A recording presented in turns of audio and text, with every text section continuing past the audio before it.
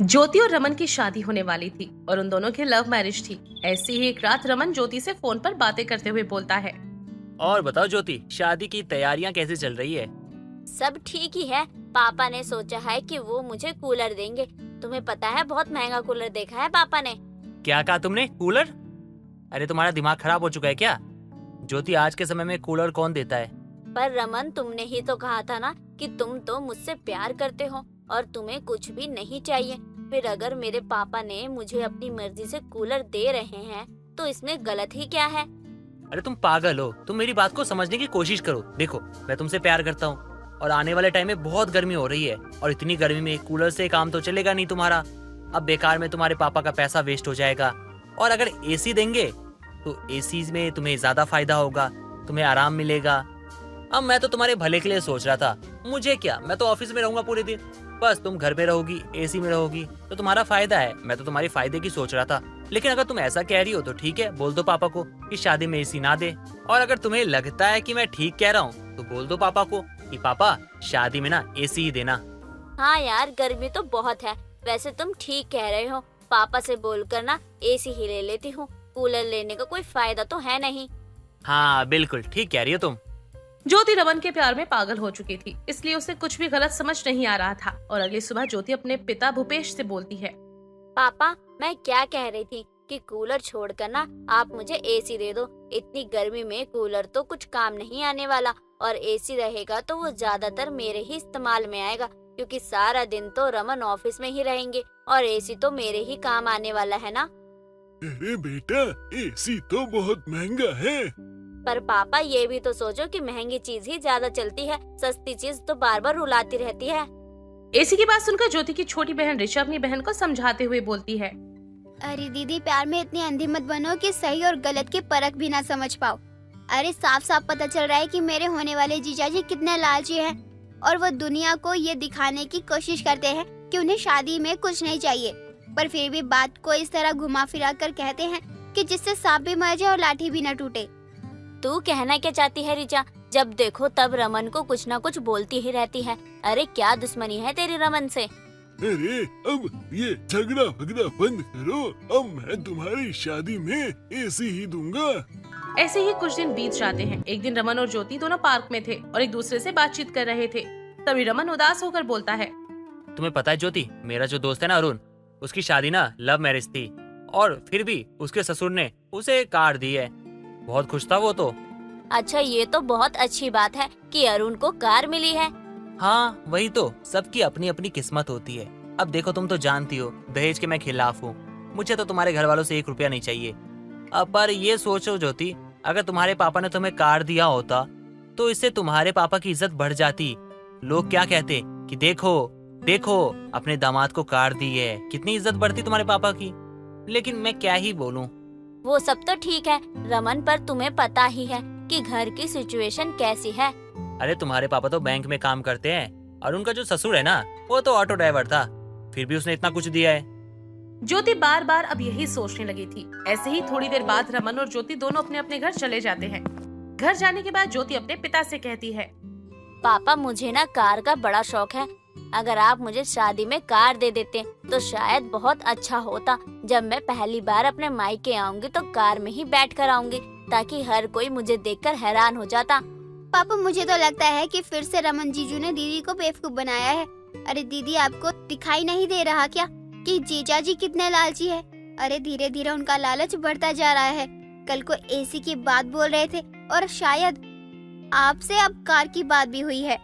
तेरा दिमाग तो ठीक है ना रिचा? तुझे मैंने कितनी बार कहा है कि मेरे मामले में बोलने की जरूरत नहीं है तुझे। और तुझे किसने बोल दिया कि रमन ने मुझे कार के लिए बोला है? कार की बात तो मैं अपनी मर्जी से बोल रही हूँ। रमन दहेज के सख्त खिलाफ है। उनको हमारे लेन देन से कोई फर्क नहीं पड़ता। वो सिर्फ और सिर्फ मुझसे प्यार करते हैं। अरे तुम दोनों फिर से लड़ने लग गए। और ज्योति, ऋचा बिल्कुल ठीक कह रही है। बात को समझने की कोशिश करो। भले ही वो तुमसे छोटी है लेकिन समझदार है और बहुत समझदारी वाली बात कर रही है। रहने दो पापा, अगर आपको मुझे कार नहीं देनी है तो मत दो। मैं तो सिर्फ अपनी इच्छा रख रही थी आपसे, पर मुझे आपसे कुछ नहीं चाहिए। अपनी एसी और अपनी कार अपने पास ही रखो आप। अच्छा बाबा ठीक है, नाराज मत हो, मैं कार दे दूंगा। भूपेश की बात सुनकर ज्योति बहुत खुश हो जाती है। ऐसे ही समय बीतता है और धीरे धीरे ज्योति की शादी का दिन नजदीक आ जाता है। सभी रिश्तेदारों और आस पड़ोस के घरों में ज्योति की शादी का कार्ड बांट दिया जाता है। ऐसे ही शादी की रस्में भी शुरू हो जाती हैं। ज्योति और रमन दोनों बहुत खुश थे। हर तरफ खुशियों का माहौल था। ऐसे ही रमन जोर जोर से बारात लेकर ज्योति के दरवाजे पर पहुंचता है। ज्योति और रमन दोनों को मंडप में लाया जाता है और रमन के पिता कमल ज्योति के पिता से कहते हैं, देखिए भाई साहब, अरे वैसे तो हमने आपसे कुछ मांगा नहीं है, लेकिन 6 लाख कैश आपको तो रखने होंगे, क्योंकि हमारी रस्म होती है और हमारी रस्म में लड़की का बाप 6 लाख रुपए कैश लड़के के हाथ में रखता है, तभी रस्म आगे बढ़ती है और तभी रस्म आगे बढ़ेगी भी। लेकिन भाई साहब, इसके बारे में तो कोई बातचीत नहीं हुई। अगर हमें पहले पता होता तो शायद तैयारी में होते हम। अब 6 लाख अचानक से कैसे लाएंगे? अच्छा चलिए, दिल बड़ा है मेरा, 6 लाख ना दे सको तो 2 लाख ही दे दो। अब मंडप पे रखो और शादी की रस्म को आगे बढ़ाओ। देखिए भाई साहब, मैं अपनी बेटी के लिए जितना कर सकता था, जितना दे सकता था, मैंने दिया। अब आप एक काम कीजिए, उतने में ही खुश रहिए और मेरी बेटी को ले जाइए। और रही बात कैश की, तो मैं आपको 1 रुपए नहीं दूंगा। रीति रिवाज के नाम पर आप लोग हमसे भीख मांग रहे हो, हमें भिखारी बना दोगे क्या? देखिए भाई साहब, आप पैसा नहीं दोगे तो शादी तो होने से रही। लगता है भाई साहब आप भूल गए, ये न लव मैरिज है, यानी कि प्रेम विवाह, और इसमें लड़का लड़की दोनों शादी करना चाहते हैं। तो फिर आप या मैं कुछ नहीं कर सकते। मुझे दामाद जी पे पूरा यकीन है, वो ऐसा नहीं करेंगे, वो शादी करेंगे। अरे पापा बिल्कुल सही कह रहे हैं। एक छोटी सी रस्म है, आप लोग से ये पूरी नहीं हो रही है तो रिश्तेदारी क्या खाक निभाओगे आप लोग? और हाँ, मुझे ना मंडप पे ना जाने से पहले कैश चाहिए। रखोगे तभी शादी होगी, वरना मैं तो नहीं कर रहा शादी वादी। अगर मुझे पैसा मिलेगा तो ये शादी होगी, वरना शादी भूल जाओ। ये सुनते ही ज्योति का रो रो कर बुरा हाल हो जाता है। ज्योति को रमन पर पूरा भरोसा था। अचानक से ज्योति का भरोसा भी टूट जाता है। तभी वहाँ पर रिचा आती है और कहती है, देख लिया दीदी, मैंने कहा था ना कि 1 नंबर के लालची आदमी है। अरे जिस इंसान को आपसे शादी करनी होगी ना, वो कभी आपसे ऐसी की बात नहीं करेगा। देखो ये बड़ी बड़ी बातें ना किसी और को बोलना, ठीक है? और शादी करवानी है ना तो पैसा दो, वरना अपनी बहन को अपने पास रखो, मुझे नहीं चाहिए। अरे भाई साहब, जब शादी करने की औकात नहीं होती है तो क्यों करवाते हो? बेटी को घर पे बिठा के रखते या पैदा ही नहीं करते। देखिए, मैं आपके आगे हाथ जोड़ता हूँ, विनती करता हूँ, हमारे दरवाजे से अब बारात वापस जाएगी तो हमारी बहुत बेइज्जती हो जाएगी। पापा आप शांत हो जाओ, और हमारी कोई बेइज्जती नहीं होगी। इन जैसे लोगों को सलाखों के पीछे डलवाना ही होगा हमें। तुम्हारा दिमाग खराब हो चुका है क्या? क्या बोले जा रही हो तुम? ज्योति कुछ समझाओ इसको। रिचा बिल्कुल ठीक कह रही है। अरे मैं ही बेवकूफ थी जो समय रहते सब कुछ समझ नहीं पाई। सुन लिया आप, और मैंने तुम्हारी और तुम्हारे पापा की वीडियो बना ली है। थोड़ी देर में पुलिस आने वाली है। दहेज केस में तुम्हें अंदर करवाऊंगी और जिंदगी भर तुम्हारी कभी शादी नहीं होगी, याद रखना। अरे कितनी पागल लड़की है ये। अरे रीचा, तुम तो मेरी साली हो ना, बहुत प्यारी हो तुम। चलो कोई बात नहीं, जरूरी नहीं है ना कि शादी की हर रस्म पूरी की जाए। अब जरूरी ये नहीं है कि आपकी शादी हो, चिंता मत करो आप। जैसे दहेज के लोभी को सलाखों के पीछे करवाना बहुत जरूरी है हमारे लिए। बहुत लालच भर रहा है आप लोगों के अंदर। सारा लालच पुलिस स्टेशन में जाकर अपने आप निकल जाएगा। तभी वहाँ पर पुलिस आती है और पुलिस रमन और उसके परिवार को गिरफ्तार कर लेती है और सलाखों के पीछे डाल देती है। इतना कुछ होने के बाद ज्योति बुरी तरीके से टूट जाती है, लेकिन ज्योति के साथ उसका परिवार था और धीरे धीरे ज्योति भी वापस से अपने समय में लौटने लगती है और सभी चीजों को समझने लगती है। कुसुम हर रोज की तरह आज भी सुबह 6 बजे उठकर पूजा करने के बाद अपनी बहू को प्रसाद देते हुए कहती है, बहू थोड़ा जल्दी उठने की आदत डाल और कोशिश किया कर उठने के साथ नहा धोकर पूजा भी कर ले और किचन में दाखिल भी हो जा। माँ जी, कोशिश तो बहुत करती हूँ सुबह जल्दी उठने की, लेकिन नींद ही नहीं खुलती, पता नहीं क्यों। बहू, जब मैं तेरी उम्र की थी ना, तब मेरी सास मुझे सुबह से ही ताने दे देकर उठा दिया करती थी और मैं भी बात ना सुनने के चक्कर में जल्दी उठकर घर का सारा काम किया करती थी। लेकिन इस मामले में मैं तो बहुत लकी हूँ माँ जी, क्योंकि मुझे आप जैसी सासू माँ जो मिली है। अब कुसुम पूजा पाठ करके अपनी बहू के साथ काम में लग जाती है और करीब दोपहर के 12 बजे कुसुम की पड़ोसन विमला का आना होता है। क्या बात है विमला, बड़े दिनों पर आई है, कहीं रास्ता तो नहीं भूल गई थी? अरे नहीं नहीं कुसुम, 2 दिन पहले भी तो आई थी तेरे घर, लेकिन तू थी ही नहीं। वैसे मैं एक जरूरी काम से आई हूँ। अरे बैठ तो सही, अब बता क्या काम पड़ गया तुझे मुझसे? अरे कुसुम, आज मैं मार्केट जा रही हूँ, तुझे चलना है तो चल लियो, मुझे तो राखी लेनी है। अरे अच्छा याद दिलाया विमला तूने, मुझे भी राखी लेनी है। ठीक है, शाम को चलते हैं। अब विमला इतना कहने के बाद वहाँ से चली जाती है और विमला के जाने के बाद पूजा अपनी सास से कहती है, माँ जी, अगर आप मार्केट जा रही हो ना तो मेरे लिए भी राखी लेते आना। हाँ हाँ ठीक है, बता दियो कितनी राखी लानी है, मुझे तो बस एक ही राखी चाहिए। अच्छा माँ जी, आप अभी अपने भाई को राखी बांधती हैं? क्यों, अब से तेरा क्या मतलब है? मैं तो अपने छोटू को मरते दम तक राखी बांधती रहूंगी। माँ जी, आपके भाई आपसे छोटे हैं क्या? हाँ, मेरा भाई राकेश मुझसे छोटा है और माँ के जाने के बाद उसे मैंने बहुत ही लाड प्यार से पाला है। माँ जी, तो क्या आप इस बार जब अपने भाई यानी मामा जी को राखी बांधने जाएंगी तो मुझे भी अपने साथ ले जाएंगी? ठीक है, तेरी जैसी मर्जी, अभी घर का काम निपटा ले, मुझे शाम में मार्केट भी जाना है। देर शाम विमला और कुसुम राखी की शॉपिंग करने के लिए मार्केट जाती है। वहाँ वो दोनों राखी लेने के बाद वापस लौट ही रही होती है। विमला, तू इस बार अपने मायके जा रही है रक्षाबंधन मनाने? नहीं, इस बार तो मेरा भाई ही आएगा, कह तो रहा था। और तू तो अपने मायके ही जाएगी अपने छोटू को राखी बांधने। हाँ विमला, मैं तो मायके ही जाऊंगी। तुझे तो पता है, जब से छोटू की तबीयत खराब रहने लगी है तब से वो कहाँ आता है मेरे घर, वरना वो आ जाया करता तो मुझे जाने की जरूरत ही नहीं पड़ती। चल कोई नहीं, इसी बहाने तू अपने भाई भाभी और उनके बच्चों से मिल भी लेगी। अब विमला और कुसुम दोनों ही राखी की शॉपिंग करके घर लौटते हैं और पूजा को भी कुसुम की लाई हुई राखी खूब पसंद आती है। अब राखी की खरीदारी तो पूरी हो चुकी थी, लेकिन बस अब इंतजार था तो वो राखी के दिन का, जब कुसुम अपने छोटू को राखी बांधने जाती है और समय के बीतने के साथ ही वो भी शुभ दिन भी आ ही जाता है। माँ जी, आपके ले जाने के लिए मिठाई और राखी पैक कर दिया है और मैं आपके साथ नहीं आ पाऊंगी, इसलिए अब आप कुछ खा लीजिए। बहुत समय भी हो जाएगा जाते जाते, मैं वहीं जाकर कुछ खा पी लूंगी। बस तो अपना ध्यान रखियो और लल्ला को कहना मेहमान आए तो देख ले। जी माँ जी, मैं अपना ध्यान रखूंगी, बस आप ठीक से जाना। अब कुसुम अपने छोटे भाई राकेश को राखी बांधने के लिए निकल पड़ती है। अब जैसे ही कुसुम अपने मायके यानी अपने भाई के घर पहुंचती है, वैसे ही कुसुम का भाई राकेश कुसुम के पैर छूता है। दीदी आप आ गई, मुझे तो आपका इंतजार था। मैं तो सुबह से बिना कुछ खाए बिना कुछ पिए आपका इंतजार कर रहा हूँ। अच्छा ऐसी बात है, देख फिर तो मैं समय पर पहुँच गई। अरे कुंती, दीदी के लिए चाय पानी लेकर आओ। अरे कहाँ रह गई तुम? हाँ तो आई है तो मैं क्या करूँ, मुझे भी अभी बहुत काम है। खुद उठकर अपनी बहन को चाय पानी पिलाओ। छोटू रहने दे, मुझे प्यास नहीं है, और लगी भी होगी तो मैं खुद ले लूंगी, मेरा अपना ही तो घर है। वो दीदी, आप तो जानती है ना इसका मूड कैसा रहता है। अरे छोड़ उसे, जाने दे, काम बच्चे सबका टेंशन है। चल मैं तुझे राखी बांधू, उसके बाद घर के लिए निकलूं, बहू घर में अकेली होगी। अरे अभी तो आई है आप और अभी जाने की बात कर रही हो।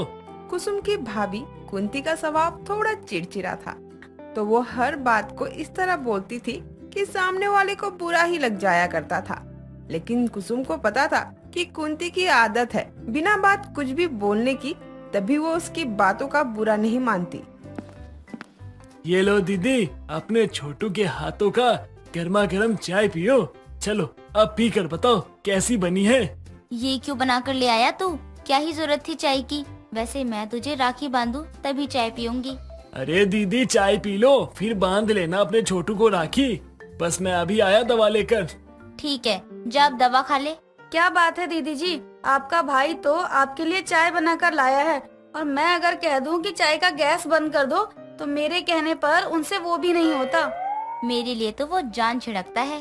हाँ क्यों नहीं, आप ही तो सब कुछ हैं उनके, हम सभी तो कोई मायने ही नहीं रखते आपके लिए। इधर कुंती के ताने बाने चल ही रहे होते हैं और उधर अपने रूम में दवा खाने गया राकेश अपने सीने पर हाथ रखे हुए दर्द से तड़प रहा होता है।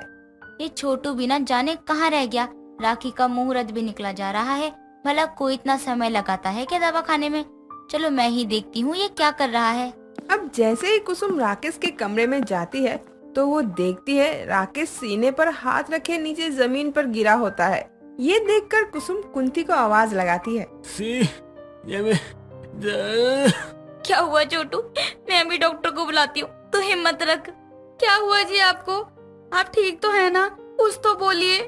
कुसुम और कुंती इतना बोलते ही हैं कि राकेश अपनी आंखें बंद कर लेता है, क्योंकि राकेश को हार्ट अटैक आया था, जिसने पल भर में एक हंसते खेलते परिवार पर दुखों का सैलाब ला दिया था। छोटू आंखें खोल, देख तेरी दीदी आई है तुझे राखी बांधने के लिए।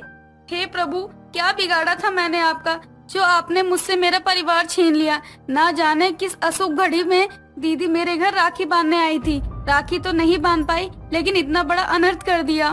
कुसुम समझ नहीं पा रही थी उसके साथ जो कुछ देर पहले हंसकर बैठकर मजाक कर रहा होता है, अब वो इस दुनिया में नहीं रहा। जिसे कुसुम राखी बांधने आई थी वो राखी अधूरी रह गई है। ना जाने मुझसे ऐसी कौन सी गलती हुई जो मुझे ये सब दिखा रहा है। प्रभु, कोई तो एक बार कह दे ये सच नहीं है।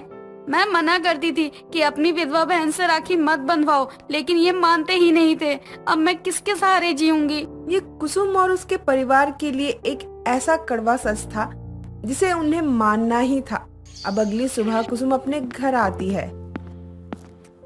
अरे कुसुम, मैं तो अभी आई हूँ अपने मायके से। तू बता, तू भी आई क्या अपने छोटू को राखी बांधकर? अरे कुसुम, सब ठीक तो है ना? तू ऐसे रो क्यों रही है? तुझे तेरे मायके की याद आई क्या? नहीं नहीं विमला आंटी, बहुत बुरा हुआ। अरे बहू, तू भी रो रही है? अरे हुआ क्या? सब ठीक तो है ना? मेरा छोटू नहीं रहा, मेरी राखी अधूरी रह गई विमला। ये क्या बोल रही है कुसुम तू पहले यहाँ बैठ। चुप कर कुसुम, ये सब कैसे हुआ? मुझे तो कुछ मालूम ही नहीं है। अब क्या कैसे हुआ मुझे कहा नहीं जा रहा है विमला, लेकिन भगवान ने मेरे साथ नाइंसाफी की है।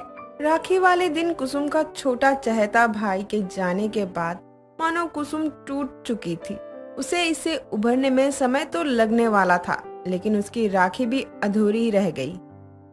सब्जी मंडी से लौट रही सुहाना रास्ते में एक आंटी को देखती है जो बहुत कोशिश करने के बाद भी सड़क पार नहीं कर पा रही थी।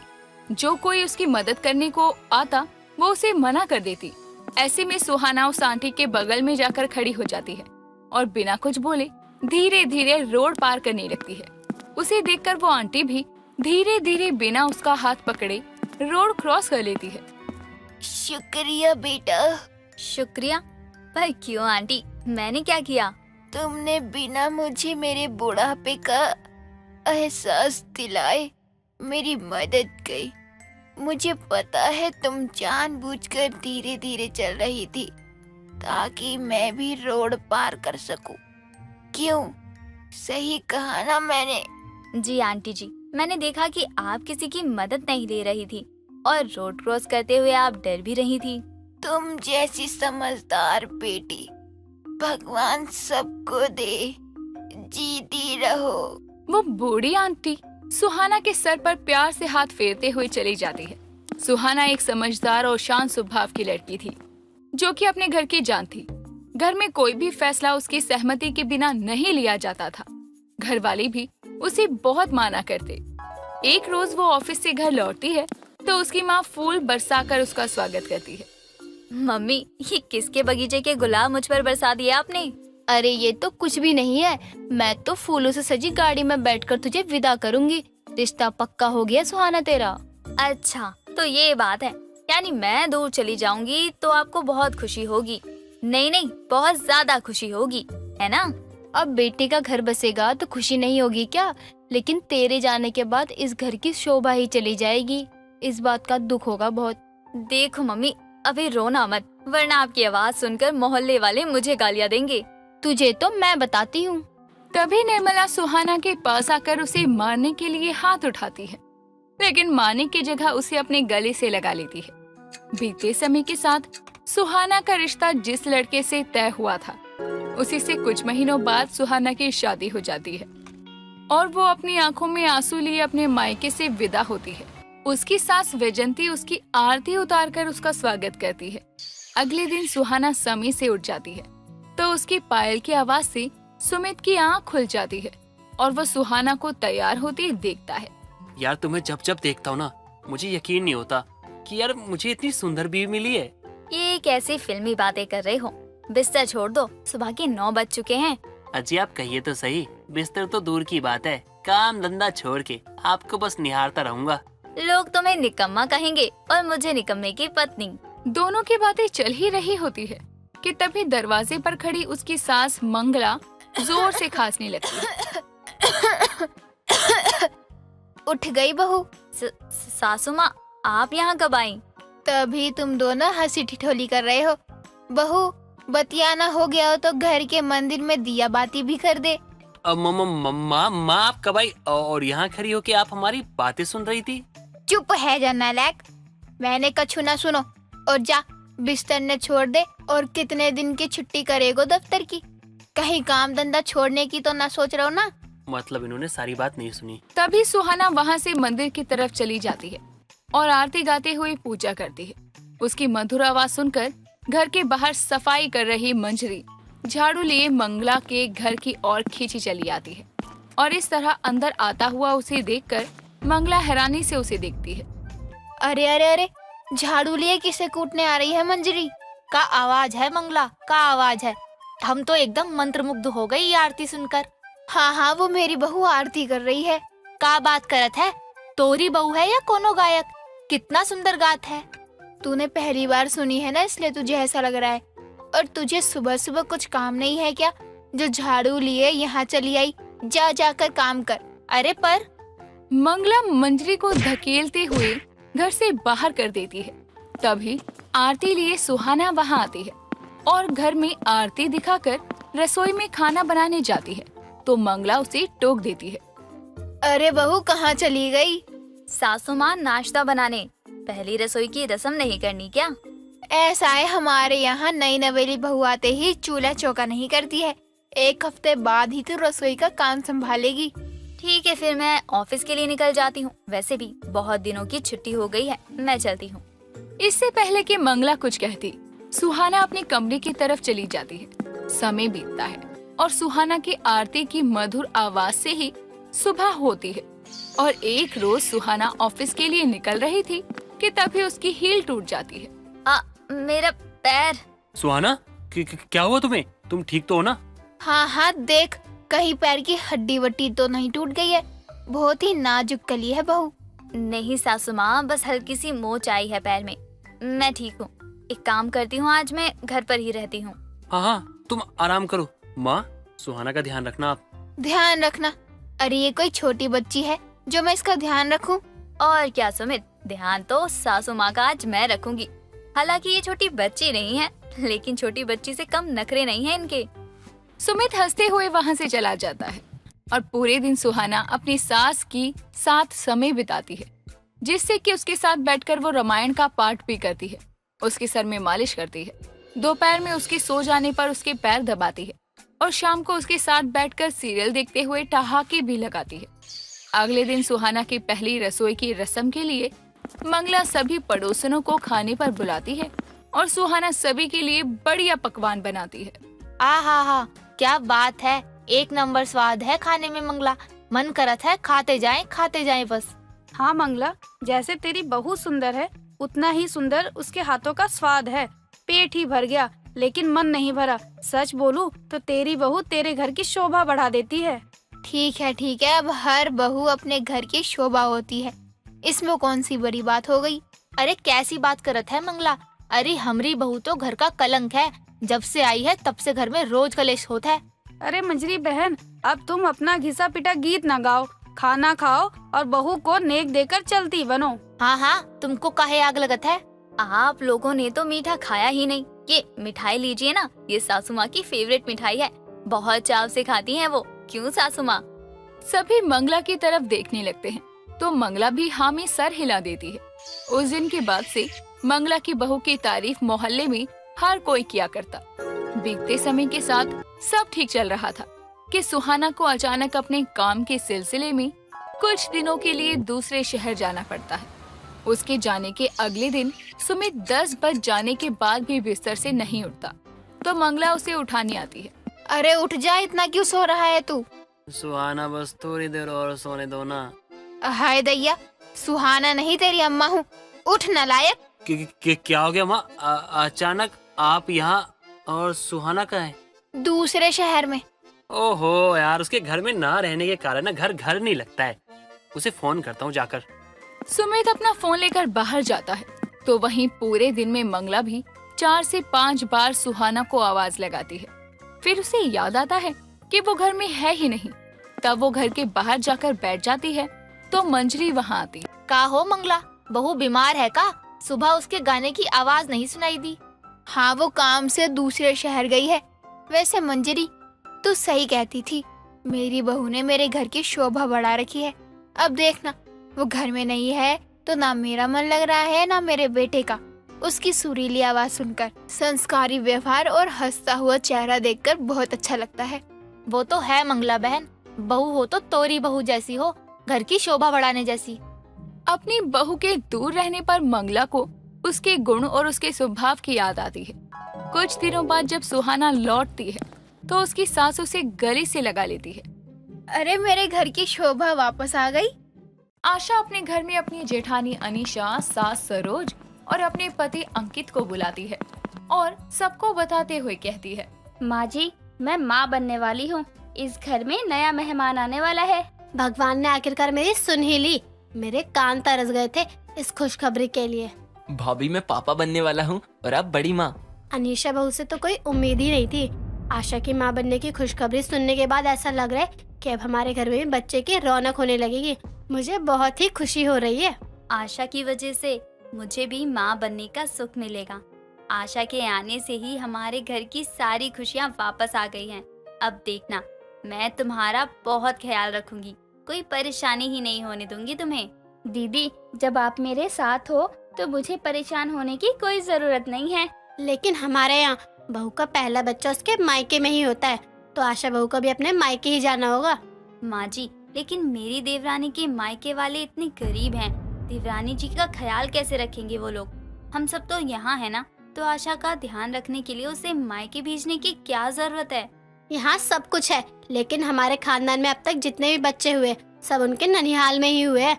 माना जाता है बहू का पहला बच्चा उसके मायके में ही होता है, तो बच्चे पर आने वाली सारी बला टल जाती है। माँ जी, मैं आपकी चिंता समझ रही हूँ, लेकिन गरीब देवरानी है मेरी, उसे उसके मायके में वो सारी सुविधा नहीं मिल पाएगी जो यहाँ उसे हम दे सकते हैं। इसलिए आप मेरी बात को समझो माँ जी। बहू, मैं समझ रही हूँ, तुझे भी उतनी ही खुशी हो रही है ये बात सुनकर जितनी मुझे हो रही है, लेकिन मैं बस तेरी खुशी के लिए अपने घर की परंपरा तो नहीं बदल सकती हूँ ना। दीदी, आप फिक्र मत करो, मैं भले ही गरीब हूँ, लेकिन इसका मतलब ये नहीं है इस हालात में भी मेरे घर वाले मेरा ध्यान ना रख पाए। आप निश्चिंत रहो, मुझे लेकर मैं अपना ध्यान रख लूंगी वहाँ। हाँ भाभी, आप न खामखा ही इतनी फिक्र कर रही हो। अरे अगर आशा को किसी भी चीज की कोई जरूरत होगी तो वो हमें बता ही देगी ना, हम तो हैं ही उसके लिए। अब तो तसल्ली हो गई ना, या अब भी मन में कोई बात है? ठीक है माँ जी, जैसा आप लोगों को ठीक लगे। अब मैं क्या ही बोल सकती हूँ। अगर आपको सब ठीक ही लग रहा है, लेकिन आशा तुम मुझे फोन करती रहना और कोई भी परेशानी हो तो बता देना। ठीक है दीदी, बस अब आप और चिंता मत करो।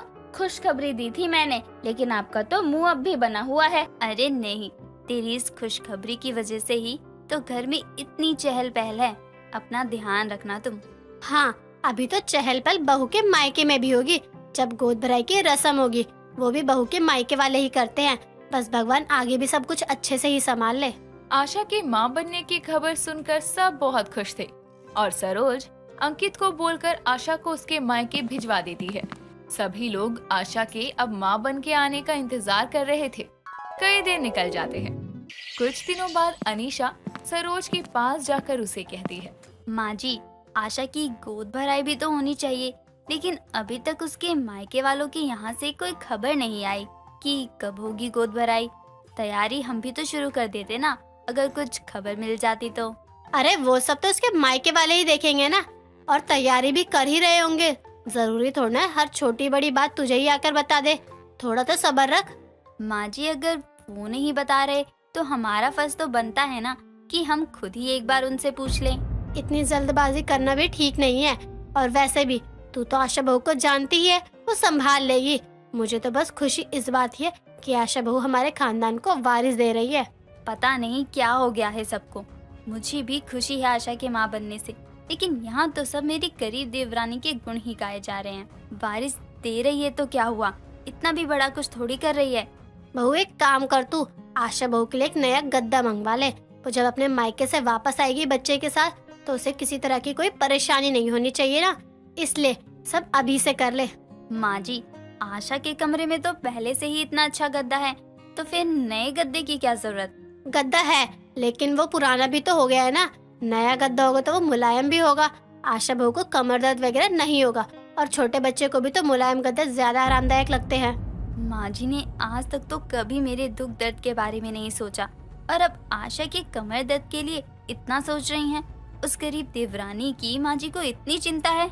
अच्छा मैं कमरे में जा रही हूँ, तो एक बार आशा बहू के मायके हो आइयो, उससे मिलना भी हो जाएगा, देख आइयो सब ठीक है या नहीं। ठीक है माँ जी, मैं चली जाऊंगी, लेकिन 1-2 दिन बाद ही जा सकती हूँ। ठीक है, जब समय मिले तब चली जाइयो। और हाँ, ये भी देख लियो कि गोद भराई की तैयारी शुरू हो गई है नहीं हुई। अगर नहीं हुई होगी तो याद दिला दियो कि गोद भराई मायके वाले ही करते हैं। ठीक है माँ जी, मैं बता दूंगी। सरोज इतना बोलकर वहाँ से चली जाती है। सभी लोग आशा पर ही ज्यादा ध्यान दे रहे थे। ये सब देखकर अनीशा को चिढ़ होने लगती है, लेकिन वो कुछ नहीं बोलती।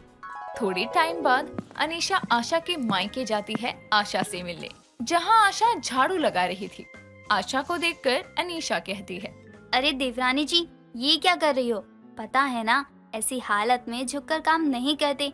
ये सब काम करने की जरूरत ही क्या है? चलो यहाँ आराम से बैठो। पहले आप यहाँ कब आई, और एक बार बता दिया होता कि आप आने वाली हो। बता के आती तो ये थोड़ी पता चलता मुझे कि तुम यहाँ आकर भी काम ही कर रही हो, वो भी इस हालत में। मेरी देवरानी गरीब है, लेकिन इसका मतलब ये थोड़ी ना कि तुम गर्भवती होने के बाद भी ऐसे काम करो। मैं तो अपने ही घर का काम कर रही हूँ, कोई बाहर का काम थोड़ी कर रही हूँ। तुम्हारी बात ठीक है, लेकिन ऐसी हालत में ये सब करना ठीक नहीं होता। तुम्हें कोई परेशानी हो गई तब क्या करोगी? इसलिए सावधानी बरतना जरूरी है। आशा को ऐसे काम करते देखकर अनीशा का सारा गुस्सा शांत हो जाता है। अनीशा आशा को समझा ही रही थी कि तभी वहाँ पर आशा की माँ नीलम आती है और कहती है, अरे बेटा तुम यहाँ कैसे, सब ठीक है ना? जी सब ठीक है, वो तो मैं बस यहाँ हाल चाल लेने आ गई थी।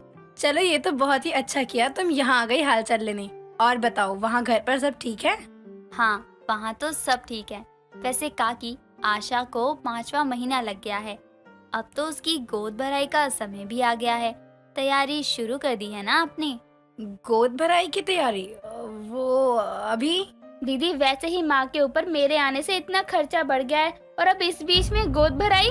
इसका मतलब ये थोड़ी ना है कि मेरी गरीब देवरानी की गोद भराई ही नहीं होगी। ऐसे थोड़ी हो सकता है। गोद भराई में तुम्हें ना जाने कितने लोगों के आशीर्वाद मिलेंगे, बच्चे को आशीर्वाद मिलेगा। बस तुम्हारी गरीबी की वजह से इतनी खास रस्म को हम पीछे नहीं छोड़ सकते। लेकिन माँ जी ने बोला था ना कि बहू का पहला बच्चा उसके मायके में ही होता है, तो गोद भराई की रस्म भी यहीं से करवाने को बोलेंगी माँ जी, और आप तो समझ सकती हो। मुझे कुछ नहीं सुनना है, जो मैं बोल रही हूँ वही होगा। तुम हमारे परिवार को इतनी बड़ी खुशी दे रही हो। माना मेरी देवरानी गरीब है, लेकिन उसकी गरीबी की वजह से उसकी गोद भराई की रस्म ना हो, ये मुझे बिल्कुल भी अच्छा नहीं लगेगा।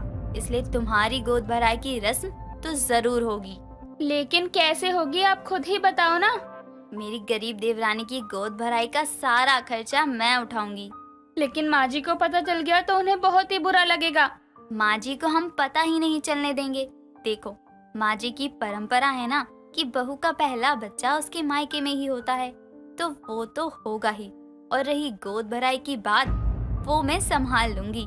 अनीशा अपनी गरीब देवरानी की गोद भराई की तैयारी करने लगती है और अपनी सास को बिना पता चले ही उसकी गोद भराई की सारी तैयारी करती है। और 2 दिन बाद जब आशा की गोद भराई होती है तो वहाँ काफी लोग आते हैं। अनीशा अपनी देवरानी की गोद भराई में उसे बहुत लोगों के आशीर्वाद दिलवाती है और सब कुछ अच्छे से होता है। सरोज को भी कुछ पता नहीं चलता और अनीशा की गरीब देवरानी की गोद भराई भी हो जाती है।